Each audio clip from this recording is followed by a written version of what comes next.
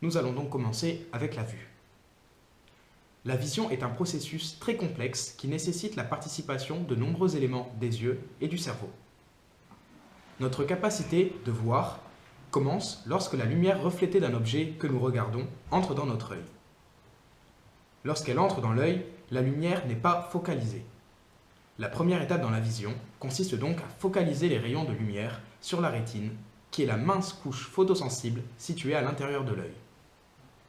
Ainsi, lorsque les rayons lumineux convergent sur la rétine, ils stimulent des cellules, les photorécepteurs, capables d'envoyer un grand nombre de messages électrochimiques le long du nerf optique vers le cerveau. Enfin, le lobe occipital, qui est la partie du cerveau à l'arrière de la tête, interprétera ces messages, appelés des impulsions, afin de nous permettre de voir l'objet. La lumière qui pénètre l'œil est d'abord courbée, puis sa trajectoire est modifiée. On appelle ce phénomène la réfraction de la lumière par la cornée. C'est un des phénomènes les plus importants dans le processus de vision. Cependant, une fois que la lumière a traversé la cornée, elle est réfractée de nouveau par le cristallin à l'intérieur de l'œil afin de la focaliser de façon beaucoup plus précise sur la rétine. Cela se fait grâce aux muscles ciliaires qui ont pour tâche de modifier la forme de cette lentille convexe en la courbant si l'objet est proche ou en l'amincissant si l'objet est plus lointain.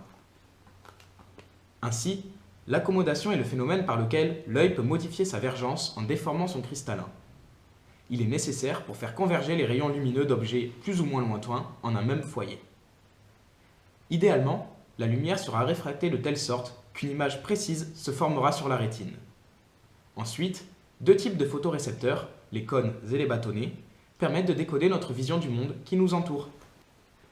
Les bâtonnets sont situés sur la rétine périphérique.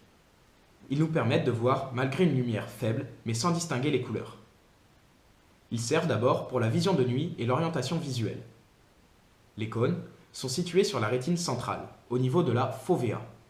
Ils assurent une vision trichromatique précise, c'est-à-dire que l'œil humain perçoit des nuances de trois couleurs principales, le rouge, le vert et le bleu.